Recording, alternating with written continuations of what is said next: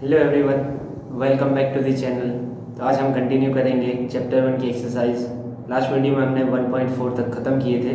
आज हम कंटिन्यू करेंगे एक्सरसाइज 1.5 से आगे। ठीक है, चलो नेक्स्ट क्वेश्चन है, when a glass rod is rubbed with a silk cloth, charges appear on both, a similar phenomenon is observed with many other pairs of bodies, explain how this observation is consistent with the law of conservation of charges. यानी आपको ये बोला कि जब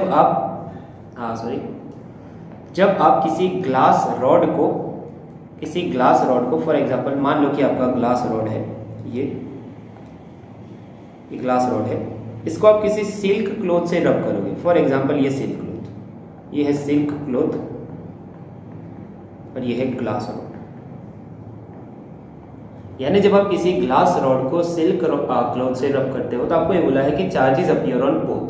आपको ये बताना है कि आपको ये भी बोला है कि similar phenomenon is observed in many other pairs of bodies, explain how this observation is consistent with law of conservation of charges. अभी आपको law of conservation of charges पता है कि कोई भी सिस्टम जो होता है उसके इनिशियल जितने चार्जेस होंगे उतने ही चार्जेस वो सिस्टम में फाइनल। ठीक है, चलो अगर इसके इनिशियल चार्जेस की बात की जाए तो अगर हम लोग लिखे कि क्यू इनिशियल, चलो आपको पता है कि दोनों इनिशियली तो न्यूट्रल है, तो दोनों का चार्ज इनिशियल तो कुछ है ही नहीं, तो इनिशियल चार्ज तो क्या हो जाएगा, जीरो। इनिशियल चार्ज तो आपका क्या है, जीरो। ठीक है, अभी जब उसको रब करेंगे तो आपको ऑलरेडी पता है कि अगर चार्जेस दोनों के ऊपर आ रहे हैं, चार्जेस अपीयर ऑन बोथ, इसका मतलब है कि मान लो कि ग्लास रॉड आपका कुछ इलेक्ट्रॉन उसको दे रहा है, n नंबर ऑफ इलेक्ट्रॉन। ठीक है, तो इसका मतलब ये हो गया कि इसके ऊपर जो चार्ज आएगा प्लस एन के बराबर, Q is equal to plus n, और इसके ऊपर जो चार्ज आएगा माइनस एन के बराबर। यानी अगर इसने 5 इलेक्ट्रॉन दिए हैं सामने वाले को तो प्लस 5 और सामने माइनस 5। तो इसका मतलब ये हो गया कि आफ्टर रबिंग क्या होता है कि टोटल जो चार्ज है आपका, अभी भी अगर फाइनल की बात की जाए तो पहले का चार्ज है प्लस एन और दूसरे का चार्ज है माइनस एन, तो अभी भी जो टोटल चार्ज रह रहा है वो आपका कितना है, जीरो। अभी भी टोटल चार्ज क्या है आपका, जीरो। तो बस यहाँ पे लॉ ऑफ कंजर्वेशन कैसे प्रूव हो रहा है, इसका मतलब ये हो गया कि Q initial is equal to Q final है। तो बस इसी तरह से ये क्या हो रहा है कि law of conservation of charges.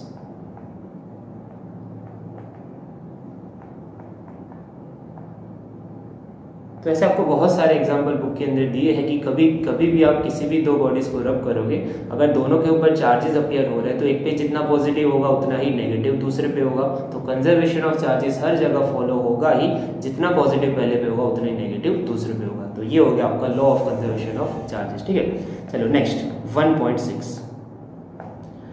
चलो 1.6 में क्या बोला है कि 4 point charges QA is equal to 2 microcoulomb, QB minus 5, QC 2 और अगेन QD आपका माइनस 5 माइक्रोकूलम है, located at the corners of the square ABCD। चलो सबसे पहले एक स्क्वायर ड्रॉ कर ले। इस तरह से मान लो कि आपका एक स्क्वायर है, तो इसको थोड़ा सा बड़ा फिगर ड्रॉ करें।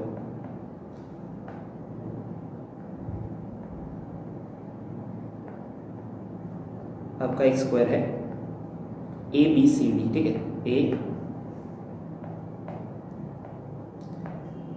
ABCD। आपके जो चार्जेस है QA, QB, QC, QD, चारों की वैल्यूज आपको दे दी है। यहाँ पे है आपका 2 माइक्रोकूलम, B के ऊपर है माइनस 5 माइक्रोकूलम, यहाँ पे है आपका अगेन 2 माइक्रोकूलम, यहाँ पे है आपका माइनस 5 माइक्रोकूलम। ठीक है, 4 charges 4 charges located at the corners of the square of side 10 centimetre. यानी जो इसकी लेंथ है, साइड्स चारों सेम है 10 सेंटीमीटर, स्क्वायर है पूरा। ठीक है, What is the force on the charge of 1 microcoulomb placed at the center of the square? Center of the square किधर होगा तो आपको समझ में आएगा अभी कि अगर जब हम लोग डायगोनल दो ड्रॉ करेंगे तो जहाँ पे वो इंटरसेक्ट करेंगे वो आपका सेंटर में जाएगा। सिंपली भी आप इसको ड्रॉ कर सकते थे इधर O।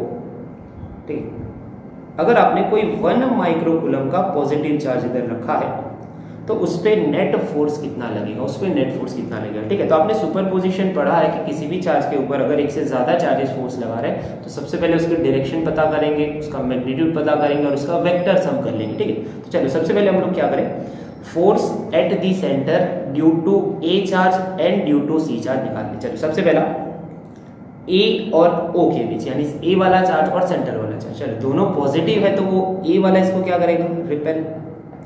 ए का फोर्स इधर लगेगा Fa, और सी का फोर्स सी भी पॉजिटिव है, वो भी क्या करेगा, उसको अपोजिट डायरेक्शन में रिपेल करेगा। दो फोर्स वेक्टर आपको देख रहे हैं, ठीक है। चलो तो क्या करेंगे इधर की एफ ए वेक्टर, यानी एफ ए वेक्टर का मैग्नीट्यूड कितना होगा, एफ ए जो है आपका, एफ ए का मैग्नीट्यूड अगर ले ले तो कितना हो जाएगा वो के, क्यू ए चार्ज आपका है 2, सेंटर वाला चार्ज है 1, और डिस्टेंस आप चारों का आपको पता है कि अगर सेंटर तक जाएंगे किसी भी कॉर्नर से डिस्टेंस सेम होगा, सबको मान लो x, चारों डिस्टेंसेस सेंटर से कॉर्नर के कितने हैं x, ठीक है। तो यहाँ पे हो जाएगा k 2 1/x², और एफ सी भी कितना हो जाएगा, k सी के ऊपर भी 2 माइक्रोकूलम है, सेंटर पे वो भी सेंटर पे लगा रहा है, डिस्टेंस भी x² है।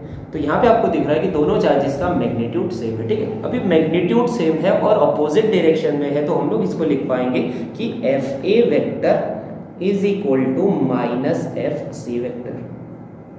पहला काम हो गया कि दोनों वेक्टर इक्वल एंड अपोजिट है, F A vector is equal to minus F C vector.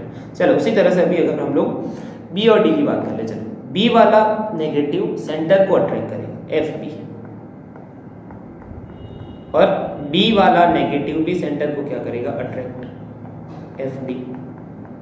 चलो मैग्नीट्यूड निकालो एफ बी के, वो खुद क्या है, मैग्नीट्यूड निकालना है, माइनस से बस डायरेक्शन चेंज होती है, तो मैग्नीट्यूड 5, सेंटर पे 1/x²। उसी तरह डी का भी क्या होगा, के 5 1/x²। तो अगर आप लोग यहाँ पे देखो तो दोनों चार्जेस का मैग्नीट्यूड अगेन सेम हो रहा है बी और डी के केस में भी, तो यहाँ पे भी हम लोग लिख पाएंगे कि एफ बी वेक्टर, और दोनों आप देख रहे हो कि ऑपोजिट है, ठीक है, तो इक्वल एंड ऑपोजिट में से लिखेंगे F B vector is equal to minus F D vector. दोनों के बीच जो ए और सी का रिलेशन बना था उसी तरह बी और डी का भी आपको रिलेशन मिल गया, दोनों इक्वल एंड ऑपोजिट है, ठीक है। चलो अभी नेट फोर्स निकाल लें, net force at A, F net. तो एफ नेट आपका जो बनेगा चारों का vector sum, F A vector plus F B vector plus F C vector plus F D vector, ठीक है। तो अभी आप देखो कि आप एफ ए की जगह माइनस एफ सी लिख सकते हो और एफ बी की जगह क्या लिख सकते हो, माइनस एफ डी। यानी ये जो इक्वेशन है आपका, एफ ए की जगह माइनस एफ सी और एफ बी की जगह माइनस एफ डी, तो बस इसको पुट कर इधर, तो क्या बनेगा, एफ ए की जगह मैं लिख दूं minus F C vector, F B की जगह मैं लिख दूं minus F D vector plus F C vector plus F D vector. तो आप देख पा रहे हो कि चारों अभी कैंसल आउट हो रहे हैं, एफ सी और plus minus cancel, D plus minus cancel, तो जो नेट फोर्स आपका बचेगा 0, नेट फोर्स आपका क्या बचेगा 0। तो ये हो गया आपका फाइनल आंसर। तो बस आपको इतना देखना था कि चारों चार्जेस की वजह से फोर्स का मैग्नीट्यूड क्या है और डायरेक्शन क्या है। फिर आपको वेक्टर सम तो करना ही था, इक्वल अपोजिट थे, तो हमने एक चार्ज की जगह दूसरे का अपोजिट चार्ज रख दिया, ठीक है। तो ये हो गया आपका आंसर। क्वेश्चन अगर आ जाए तो आप सीधा भी उसको प्रूव कर सकते हो, वो देख के समझ में आ जाएगा कि मैग्नीट्यूड अगर सेम है और डायरेक्शन अपोजिट है तो क्या हो जाएगा, दोनों कैंसिल आउट कर देंगे, ठीक है। तो ये हो गया आपका क्वेश्चन नंबर 6। चलो नेक्स्ट पे आगे बढ़े 1.7। चलो 1.7 में क्या बोला है कि an electrostatic field line is a continuous curve that is a line can not have sudden breaks why not. यानी सुनो कि आपको एक चीज ऑलरेडी पता है कि फील्ड लाइंस पॉजिटिव से निकलती है और अगर उसको टर्मिनेट होना हो यानी पॉजिटिव से निकल के इनफाइनाइट तक जाएगी, और अगर नेगेटिव के केस की बात करें तो वो इनफाइनाइट से आई है ऐसा मानेंगे हम लोग अगर सिंगल चार्ज है और नेगेटिव पे टर्मिनेट होगी। तो सिंपल कहानी ये है कि वो पॉजिटिव से निकलेगी, नेगेटिव पे टर्मिनेट होगी, ठीक है। जैसे हम लोग ऐसे भी ड्रॉ करते थे कि पॉजिटिव नेगेटिव के केस में क्या होगा, पॉजिटिव से निकल के नेगेटिव में टर्मिनेट होगी। तो इसका मतलब ये हो गया कि कोई भी फील्ड लाइन अगर कहीं पर टर्मिनेट हो रही है तो वहां पे कोई नेगेटिव चार्ज होना चाहिए। क्या होना चाहिए, नेगेटिव चार्ज, ठीक है। तो अभी क्वेश्चन में ये बोला है कि an electric field line, electrostatic field line is a continuous curve that it can not have sudden breaks. यानी आपको ये बोला है कि क्या ये पॉसिबल है कि कोई फील्ड लाइन ऐसे जा रही हो, अचानक से ब्रेक लग जाए फिर आगे से ऐसे बढ़े, क्या ये वाला पार्ट पॉसिबल है? तो इट इज नॉट पॉसिबल। आपको समझ में आ रहा है कि कोई भी फील्ड लाइन अगर आगे बढ़ रही है तो वो तब तक ब्रेक नहीं लगा सकती, तब तक टर्मिनेट नहीं कर सकती जब तक वहाँ पे कोई नेगेटिव चार्ज ना आ जाए। हाँ, ये वाला तब पॉसिबल होगा जब यहाँ पे कोई नेगेटिव चार्ज आ जाए तो वहाँ से टर्मिनेट करेंगे और वापस निकलना होगा तो यहाँ पे कोई पॉजिटिव चार्ज आना चाहिए, ठीक है। तो बस ये कहानी है कि अपने आप वो कहीं पर टर्मिनेट नहीं हो पाएगी, टर्मिनेट करने के लिए वहाँ पे कोई नेगेटिव चार्ज होना चाहिए, ठीक है। तो लिख देंगे इधर कि it can not terminate, it can not have sudden breaks. जो पूछा है उसका लिखे can not have sudden breaks, reason आपको समझ में आ गया कि कहीं पे भी अपने आप वो टर्मिनेट नहीं हो सकती, नेगेटिव चार्ज में ही वो टर्मिनेट होगी। ठीक है, चलो question B, explain why two field lines can not intersect each other. Why two field lines can not intersect each other. ठीक है, नेवर क्रॉस ईच अदर। यानी सुनो कि आपको एक चीज पता है कि कोई भी फील्ड लाइन ऐसे, जैसे फॉर एग्जांपल आपको उसके किसी भी पॉइंट पे अगर डायरेक्शन बताने, जैसे ये फील्ड लाइन ऐसे जा रही है, आपको मान लो कि ये पॉइंट पे इलेक्ट्रिक फील्ड की डायरेक्शन बतानी, तो आपको क्या करना पड़ेगा, टेंजेंट ड्रॉ करना पड़ेगा। तो वो जो टेंजेंट ड्रॉ करोगे वो आपको क्या दिखाएगा, डायरेक्शन। जैसे इधर अगर ड्रॉ करना है तो इधर अगर उसको यहाँ पे बतानी है डायरेक्शन, तो वो क्या करना पड़ेगा, यहाँ पे आपको एक टेंजेंट ड्रॉ करना पड़ेगा। क्या करना पड़ेगा, टेंजेंट ड्रॉ। ठीक है, अभी मान लो कि फॉर एग्जाम्पल किसी तरह से दो लाइन अगर इंटरसेक्ट कर गई, एक ये वाली लाइन और एक ये वाला लाइन, ये दो लाइन ऐसे इंटरसेक्ट कर गई, आपको पूछा जाए कि ये पी पॉइंट के ऊपर इलेक्ट्रिक फील्ड की डायरेक्शन बताओ, पी पॉइंट के ऊपर इलेक्ट्रिक फील्ड की डायरेक्शन बताओ। ठीक है, तो आपको क्या करना पड़ेगा कि अगर आप मान लो कि नाम दे दें ए लाइन और बी लाइन, अगर ए लाइन को कंसीडर करके वेक्टर क्या बोलते हैं टेंजेंट ड्रॉ करोगे तो इधर मिलेगा ई ड्यू टू ए, और बी लाइन को लेके ड्रॉ करते हो तो इधर मिलेगा। तो इसका मतलब ये हो गया कि आप जब इंटरसेक्शन के पॉइंट पे टेंजेंट ड्रॉ करोगे तो वहां पे इलेक्ट्रिक फील्ड की कौन सी दो डायरेक्शन मिल रही है, जो पॉसिबल नहीं है। तो हम लोग लिखेंगे two lines can not cross if they do so it will show two directions of electric field at the point of intersection which is not possible, जो पॉसिबल नहीं है। किसी एक पॉइंट पे एक ही डायरेक्शन मिलनी चाहिए, अगर इंटरसेक्ट कर जाते हैं तो वहां पे क्या मिल रहा है, दो डायरेक्शन मिल रहे हैं, जो पॉसिबल नहीं है। तो बस इसी रीजन की वजह से दो लाइन कभी इंटरसेक्ट नहीं कर सकते। ठीक है, तो ये हो गया आपका न्यूमेरिकल 1.7। नेक्स्ट आगे बढ़े 1.8 के ऊपर। ठीक है, चलो अभी देखिए उसको 1.8 क्या है आपका। चलो 1.8 में ये बोला आपको कि 2 point charges QA is equal to 3 microcoulomb and QB is equal to -3 microcoulomb are located 20 centimeter apart in a vacuum। दो चार्जेस है आपके पास, QA इधर है और QB आपका इधर है। एक की वैल्यू है 3 माइक्रोकूलम, एक की वैल्यू है -3। दोनों के बीच का डिस्टेंस आपका 20 सेंटीमीटर। ये डिस्टेंस है आपका 20 सेंटीमीटर। ठीक है, क्वेश्चन ये बोला है कि what is the electric field at the mid point O of the joining line A B. दोनों को जो लाइन ज्वाइन कर रही है ए बी लाइन, उसके सेंटर पे यानी इधर आपको इलेक्ट्रिक फील्ड बताना है। यानी ए का कुछ होगा, बी का कुछ होगा, और दोनों का हम लोग वेक्टर सम करेंगे क्योंकि इलेक्ट्रिक फील्ड वेक्टर क्वांटिटी है। ठीक है, तो सबसे पहले पॉजिटिव का निकालना। आपको चीज पता है कि पॉजिटिव का इलेक्ट्रिक फील्ड आउटवर्ड्स होता है, यानी पॉजिटिव से आउटवर्ड्स इधर होगा ई ए वेक्टर इलेक्ट्रिक फील्ड ऑफ ए, और नेगेटिव का इनवर्स होता है, यानी वो इनवर्स वो भी ये डायरेक्शन शो करेगा। ई बी वेक्टर भी क्या होगा आपका, ये डायरेक्शन। तो इसका मतलब ये हो गया कि अगर मुझे दोनों वेक्टर का मैग्नीट्यूड पता चल जाए तो मैं लास्ट में रिजल्टेंट के लिए क्या कर पाऊंगा, दोनों का सीधा सम कर दूंगा, क्योंकि दोनों के डायरेक्शन क्या है, सेम है। ठीक है, तो चलो अभी अगर आपको इलेक्ट्रिक फील्ड निकालना है किसी भी चार्ज का, तो फॉर्मूला क्या है, के क्यू अपॉन आर स्क्वायर। ठीक है, यानी के क्यू तो चार्ज है और डिस्टेंस का स्क्वायर, ये हो जाएगा आपका 10 सेंटीमीटर एट पॉइंट ओ, और यहाँ पे भी 10 सेंटीमीटर पॉइंट ओ की तरफ। ठीक है, चलो पहले का निकाल लें, ई ए वेक्टर मैग्नीट्यूड निकाले, दोनों का मैग्नीट्यूड सेम आएगा तो लास्ट में क्या कर लेंगे, ऐड कर लेंगे। ठीक है, सेम ही आएगा, तो देख लो k q A upon r square. चलो के कितना है, 9 × 10⁹9, क्यू ए कितना है तो 3 माइक्रो, और डिस्टेंस का स्क्वायर यानी 10 सेंटीमीटर, 10⁻⁻1 मीटर होता है उसका स्क्वायर, 10⁻²। तो ये बन जाएगा आपका 27 × 10⁵ न्यूटन पर coulomb electric field due to A. एक आंसर मुझे मिल गया, electric field due to A. ठीक है, चलो दूसरा अगर मुझे चाहिए तो ईबी के लिए भी मैं वही करूंगा आगे। ईबी क्या होगा, k q B upon r square. K की वैल्यू तो वही होगी, क्यू बी चार्ज भी वही है। मैंने आपको बोला कि जब भी चार्ज और फील्ड फाइंड करना हो तो बस मैग्नीट्यूड निकालना है, डायरेक्शन आपने शो कर दी है ऑलरेडी नेगेटिव की वजह से। ठीक है, तो 3 इंटू 10⁻⁻⁶ और डिस्टेंस वही रहेगा -2, तो आंसर भी वही आएगा कितना 27 इंटू 10⁵ न्यूटन पर कूलम। इसका आंसर भी क्या आएगा 27 इंटू 10⁵। बस अभी आपको अगर रिजल्टेंट निकालना है तो आप क्या कर लो, दोनों का सम कर लो। वेक्टर है दोनों पर, दोनों की डायरेक्शन सेम है, तो E at O is equal to EA plus EB। EA कितना है 27 इंटू 10⁵, EB कितना है 27 इंटू 10⁵, तो ये बन जाएगा 54 इंटू 10⁵, 5.4 इंटू 10⁶ न्यूटन पर कूलम।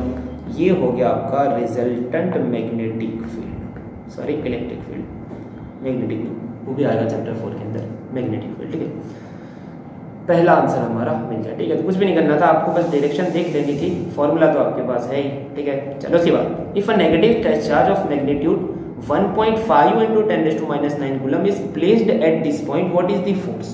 यानी अगर आप लोग ए पॉइंट ओ पॉइंट के ऊपर एक टेस्ट चार्ज रख दो, ये ओ पॉइंट है, यहाँ पे एक छोटा सा क्यू चार्ज रख दो 1.5 इंटू 10⁻⁹ कूलम, कंफर्म कर ले वैल्यू वही है 1.5 इंटू 10⁻⁹ कूलम। तो उसके ऊपर कितना फोर्स लगेगा। चलो आपको एक चीज ऑलरेडी पता है कि यहाँ पे कुछ फील्ड प्रेजेंट है, नेट इलेक्ट्रिक फील्ड EO कितना है 5.4 इंटू 10⁶।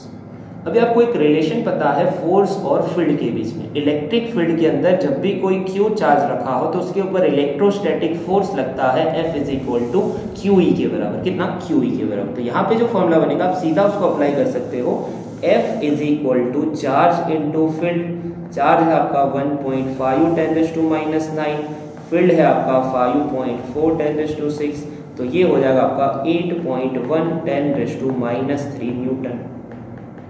सिंपल है, बस आपको F is equal to QE करना है। इसमें लॉन्ग मेथड अप्लाई मत करना कि पहले का फोर्स निकाला दूसरे का निकाला फिर सम किया। आपको ऑलरेडी बताया कि F is equal to QE होता है, फोर्स की डायरेक्शन भी E की डायरेक्शन, बस यहाँ पे तो मैग्नीट्यूड पूछा है, F is equal to QE से आपको सीधा मिल जाएगा। तो ये हो गया आपका न्यूमेरिकल 1.8। अभी आगे देखें 1.9। ठीक है, ओके चलो 1.9 में बोला है कि a system has two charges QA is equal to 2.5 10⁻⁷ coulomb and QB is equal to -2.5 into 10⁻⁷ coulomb located at points A 0 0 -15 cm and B 0 0 + 15 cm। यानी आपको कोऑर्डिनेट दिए है, ये दोनों जो चार्जेस है एक ही एक्सिस के ऊपर है, दोनों के x coordinate 0, y coordinate 0, z दोनों का एक का +15 एक का -15। यानी मैं z एक्सिस ड्रॉ कर दूं इधर, अगर मान लो कि z एक्सिस है तो इसको सीधी लाइन बनाए, मान लो कि आपकी z एक्सिस है। चलो यहाँ पे अगर हम लोग एक QA को ड्रॉ करना चाहे, इसको बोल दो QA, इसको बोल दो आप लोग Q। चलो ओरिजिन इधर ले लो, चलो -15 यानी ओरिजिन से वो 15 डिस्टेंस पे है 15 सेंटीमीटर, और ये वाला भी कितना है 15 +15 यानी ओरिजिन से एक तरफ 15 और दूसरी तरफ दूसरा वाला भी 15। ठीक है, चार्जेस की वैल्यू है आपके पास, चार्जेस की वैल्यू क्या है 2.5 10⁻⁷ कूलम, दूसरे की क्या है -2.5 10⁻⁷ कूलम। आपको ये बोला है कि दो क्वेश्चन पूछे हैं, what is the total charge and electric dipole moment. अभी आपको देख रहा है कि डाइपोल बन रहा है, डाइपोल बन रहा है इसका मतलब equal and opposite charges certain distance के ऊपर रखे हुए। ठीक है, तो सबसे पहले टोटल चार्ज निकाल लें। टोटल चार्ज आपको पता है कितना होगा, तो डाइपोल का टोटल चार्ज 0 होता है। अगर आपको नहीं पता तो भी आप देख पा रहे हो कि प्लस में जितना है उतना ही वो माइनस में है, तो टोटल चार्ज क्या हो जाएगा 0 हो जाएगा। टोटल चार्ज आपका हो जाएगा 0। पहला आंसर मुझे मिल गया। ठीक, दूसरा what is the electric dipole moment. अभी इलेक्ट्रिक डाइपोल मोमेंट का फॉर्मूला क्या है, electric dipole moment, electric dipole moment का फॉर्मूला आपको पता है P is equal to 2A into Q। अभी यहाँ पे कंफ्यूजन नहीं होना चाहिए, 2A जो है आपका total distance between two charges, यानी आप लोग जब डाइपोल ड्रॉ करते थे ये पूरा डिस्टेंस आप लोग क्या लेते थे 2A। 2A का मतलब होता है कि सेंटर से पहले का A और दूसरे का भी क्या होगा A होगा। तो टोटल डिस्टेंस कितना है 30 सेंटीमीटर, कितना होगा 30 सेंटीमीटर। तो यहाँ पे आंसर आएगा 30 सेंटीमीटर का मीटर 10⁻⁻², और चार्ज कितना है आपका 2.5 10⁻⁷। तो ये आंसर बन जाएगा आपका 75 × 10⁻⁹ coulomb into metre. Dipole moment का आपका आंसर मिल गया। कितना? 75 इंटू 10⁻⁹ कूलम इंटू मीटर। तो बस आपको इतना ध्यान रखना था कि टोटल डिस्टेंस को 2 ही ले लेंगे, ठीक है। चलो अभी आगे बढ़े 1.10 क्वेश्चन ये है, an electric dipole with dipole moment 4 into 10⁻⁹ coulomb is a coulometer is aligned at 30 degree with the direction of uniform electric field of magnitude 5 into 10⁴ Newton। यानी कि यूनिफॉर्म इलेक्ट्रिक फील्ड है ऐसे, ये हो गया आपका यूनिफॉर्म इलेक्ट्रिक फील्ड E। उसके अंदर आपने एक डाइपोल को रखा है 30 डिग्री एंगल पे, यानी आपने ऐसे एक डाइपोल को रखा। डाइपोल में आपको बताया 2 चार्जेस होंगे। अभी पूरा इलेक्ट्रिक फील्ड सब जगह प्रेजेंट है, ठीक है, पूरा सब जगह प्रेजेंट है, पूरा डाइपोल फील्ड में है, ऐसा नहीं किया था। यहाँ पे -q चार्ज और यहाँ पे +q चार्ज, ठीक है। सेंटर से यानी फील्ड के साथ जो एंगल बन रहा है 30 डिग्री, फील्ड के साथ एंगल बन रहा है 30 डिग्री, ठीक है। चलो आपको वैल्यूज दे दी है, डाइपोल मोमेंट दे दिया, एंगल दे दिया और फील्ड दे दिया। Calculate the magnitude of torque. Torque का फॉर्मूला है τ = P क्रॉस E। वेक्टर अगर हटाएंगे इधर से तो बनेगा PE sin थीटा। सारी वैल्यूज है आपके पास। P कितना बोला? 4 इंटू 10⁻⁹। E कितना बोला आपको? 5 इंटू 10⁴ और sin 30 1/2। चलो क्या बनेगा? 2 से 4 को हटाओ, 2 बनेगा, 5 इंटू 2 10 बन जाएगा। पूरा आंसर आपका बनेगा 10⁻⁹ -9 प्लस 4 वो बनेगा -5 और 5 2 10, तो वो बनेगा 10⁻⁻5 इंटू 10। तो आपका फाइनल आंसर बनेगा 10⁻⁻4। टॉर्क का यूनिट है न्यूटन इंटू मीटर। ये हो गया आपका फाइनल आंसर 10⁻⁴, ठीक है। तो आपको बस एंगल देखना था, सारी वैल्यूज आपको गिवन, ठीक है। चलो नेक्स्ट 1.11 में बोला है क्या polythene piece is rubbed with a wool is found to have a negative charge of 3 into 10⁻⁻। एक पॉलीथीन का पीस है, एक पॉलीथीन का टुकड़ा है, मान लो कि पॉलीथीन है और एक आपके पास वूल है, एक वूल है। जब पॉलीथीन को वूल से रब किया गया तो आपको ये दिख रहा है कि आपको ये नजर आ रहा है कि negative charge 3 into 10⁻⁷ coulomb polythene के ऊपर आ गया, यानी इतना नेगेटिव चार्ज इसके ऊपर आ गया। इसको क्यू चार्ज बोल दो, क्यू ऑफ पॉलीथीन। कितना है क्यू ऑफ पॉलीथीन?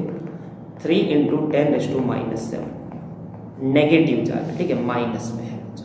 कितना है? माइनस में, ठीक है।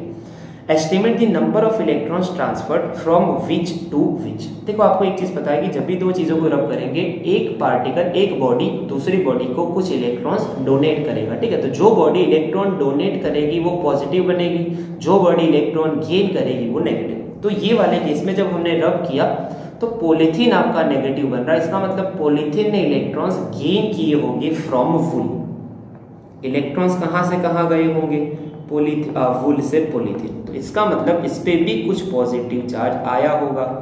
कंजर्वेशन ऑफ चार्जेस का रूल ये कहता है कि जितना नेगेटिव पॉलीथीन पे है उतना ही पॉजिटिव वूल पे आया होगा। उसका डिस्कशन करेंगे अभी आगे जरूरत पड़ेगी। तो पहली बात तो ये होगी कि कितने नंबर ऑफ इलेक्ट्रॉन्स गए होंगे, ठीक है। तो चलो सबसे पहले आपको नंबर ऑफ इलेक्ट्रॉन निकालने हैं। तो आपको चार्ज गिवन है -3 इंटू 10⁻⁷ कूलम ऑन पॉलीथीन। तो आपको पता है Q इज इक्वल टू कितना होता है? Ne। अगर आपको नंबर निकालना है तो N is equal to Q/E। चलो Q कितना आपको पता है ऑलरेडी, -3 इंटू 10⁻⁷ और इलेक्ट्रॉन का चार्ज -1.6 10⁻⁻19। कैलकुलेशन कर ले इसका तो कितना आएगा? तो इसका कैलकुलेशन बन रहा है, देख ले उसको, 3 डिवाइड बाय 1.6, तो ये आएगा आपका 1.87। तो इसका कैलकुलेशन आ रहा है 1.875 इंटू 10⁻12 इलेक्ट्रॉन्स। क्या आ रहा है? 10⁻12 इलेक्ट्रॉन्स। 1.875 into 10⁻12 electrons. कहाँ से कहाँ गए वो भी पूछा है, तो आपको समझ में आ रहा है, मैंने समझा दिया कि कहाँ से कहाँ। From wool to polythene. Reason क्या है कि पॉलीथीन नेगेटिवली चार्ज बन रहा है, यानी वो इलेक्ट्रॉन क्या कर रहा है? गेन कर रहा है, ठीक है। दूसरा question, is there a transfer of mass from wool to polythene?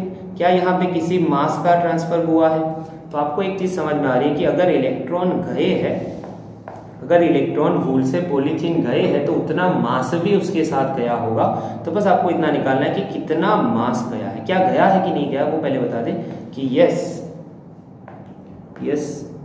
There is a transfer, B का आंसर है ये, there is a transfer of mass from wool to polythene. तो कितना होगा, तो आपको सिंपल पता है कि अगर एक इलेक्ट्रॉन गया होता तो खुद का मास कितना होता उसका 9.1 10⁻31। अभी कितने इलेक्ट्रॉन गए हैं तो टोटल मास निकाल लो। तो लिख देंगे हम लोग कि अगर एक इलेक्ट्रॉन होता तो कितना मास 9.1 × 10⁻31 kg। तो हमारे पास है 1.875 × 10⁻12 इलेक्ट्रॉन्स। तो उसका मास कितना होगा, सिंपली आप इसको क्रॉस मल्टीप्लिकेशन से सॉल्व कर सकते हो। यहाँ से उसको आप क्रॉस मल्टीप्लाई कर लो इसको इससे, तो बस आपका आंसर मिल जाएगा। कितना होगा 1.875 × 10⁻12 × 9.1 × 10⁻31। तो इसका कैलकुलेशन करने पे देख रहे क्या आंसर आ रहा है, 1.875 × 9.1, तो ये आएगा आपका 17।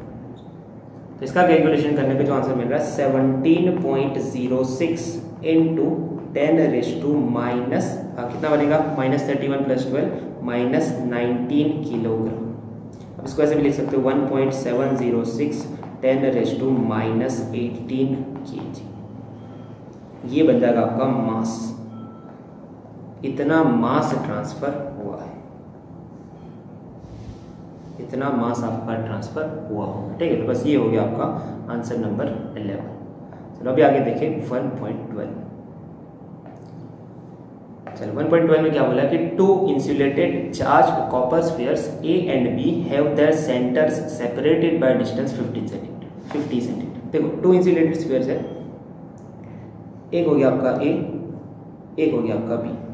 चलो दोनों का जो डिस्टेंस है सेंटर से दोनों को सेपरेट किया है मान लो, तो सेंटर से डिस्टेंस मेजर करेंगे। आपको एक चीज़ पता होनी चाहिए, तो ये जो डिस्टेंस है ये है आपका 50 सेंटीमीटर। इसको बोल दो A, इसको बोल दो B। ओके, आगे what is the mutual force of electrostatic repulsion if the charge on each is 6.5 × 10⁻⁷। The radii of A and B are negligible compare to the distance of separation. अगर दोनों का charge कितना है 6.5 × 10⁻⁷, यानी QAB कितना बोला आपको 6.5 × 10⁻⁷, और ये भी कितना बोला 6.5 × 10⁻⁷। तो फोर्स ऑफ रिपल्शन निकालना है, सिंपल है, F = K Q1 Q2/r²। चलो K कितना है 9 × 10⁻⁹। अभी दोनों चार्ज सेम है तो वो Q² बन जाएगा 6.5 × 10⁻⁷ का स्क्वायर, और डिस्टेंस यानी 0.5 अगर मैं उसको मीटर कर दूँ तो 0.5 का स्क्वायर। चलो ये क्या बनेगा 9। चलो इसका सीधा आंसर लिख लिया हम लोग, इसको सीधा कैलकुलेट कर ले कैलकुलेटर के अंदर, तो क्या बनेगा 9 × 6.5 × 6.5 डिवाइड बाय 0.5 डिवाइड बाय 0.5। तो ये आंसर बनेगा आपका 1521। आंसर बन रहा है आपका 15, आंसर बन रहा है आपका 1521। 10⁻9 - 14 ये बनेगा -5। तो फाइनल आंसर होगा 1.52 × 10⁻⁻² न्यूटन। ये हो जाएगा आपका फाइनल आंसर 1.52 × 10⁻⁻² न्यूटन। ठीक है, तो बस ये हो गया सिंपल। दूसरा, what is the force of repulsion if each sphere is charge double and the above amount and the distance between them is half. ये बोला है, चलो अभी क्वेश्चन बी में ये बोला है कि अगर दोनों का चार्ज डबल कर दे, यानी आपको क्या करना है कि QA को भी क्या कर दो आप लोग 2Q कर दो, QB को भी क्या कर दो 2Q कर दो, और जो डिस्टेंस है उसको क्या कर दो हाफ कर दो। R' क्या कर दो आप लोग हाफ कर दो। QA' नया चार्ज 2Q, QB का भी 2Q, R' कितना कर दो R/2। तो नया फोर्स कितना लगेगा, तो जो F' लगेगा K, QA' 2Q, QB' 2Q, और डिस्टेंस R/2 का स्क्वायर यानी R²/4। देखो यहाँ पे 4 ऊपर जाएगा, 2 × 2 4, ये 2 ऊपर है ये वाला, ये वाला 2, ये वाला 2, 4 इंटू 4 ऊपर क्या हो जाएगा 8। तो आपका आंसर जो बनेगा 8k² अपॉन r²। कितना बनेगा 8k² अपॉन r², यानी वो 8f के बराबर होगा। f डैश कितना होगा 8 टाइम्स लार्जर देन f। बस आपके पास अगर f की वैल्यू है ऊपर कितने आपने ऑलरेडी फाइंड करके रखे उसको 1.5 टू 10⁻², 1.5 टू 10⁻²। तो ये आंसर बनेगा अप्रोक्सीमेटली 12 इंटू 10⁻² न्यूटन जितना बनेगा। तो जो नया फोर्स आएगा 12 इंटू 10⁻² न्यूटन की। तो सिंपल है, इसमें आपको कोई भी वैल्यू चेंज करने को पूछ रहे, डिस्टेंस डबल कर दो, चार्जेस आधे कर दो, कोई भी 3 टाइम्स 4 टाइम्स 1/4 कर दो, तो आपको बस कुछ भी नहीं करना, नए चार्जेस की वैल्यू रखनी है, नया डिस्टेंस आपको पुट करना है। ठीक है, तो ये हो गया आपका क्वेश्चन नंबर